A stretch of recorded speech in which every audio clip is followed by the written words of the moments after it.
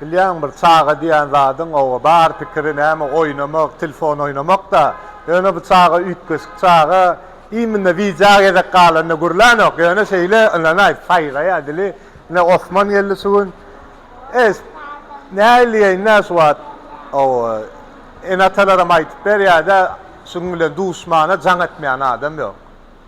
Uzo tuweleme näse bagsylar bilen zatlar bilen duşupdyr täwäs patsan gelýär. Kamerany ýakmak aýtyp berýän zatlary o gulawmal ýa oturuplar. Şuň çeli bar oglunlar. O kimsin pajyrzat edýän bolsa keypine pajyrzat eden zok. Şol oglan inşallah Allah istese galp gidýär şol oglan. Muň çeli näme opşy biziň ýyldızlarymyz, zatlarymyz bar. Şolong barıp solardan ýaşaýysyny görýär, interwiwsyny görýär. Ine kakatýa-da şola geçip barýardyk. Ine 777 ýa-da. Bara lip oturtmanlar da şoň üçin geldiler. Osmançyk.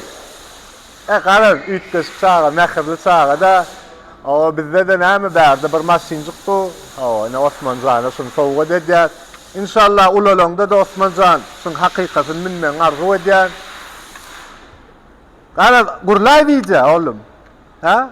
Böyle adyň var aýt. Atman. Ne inşallah uzu öz studiyalar açıldı. Osman Production hep öz sinema edýän oglanlar var.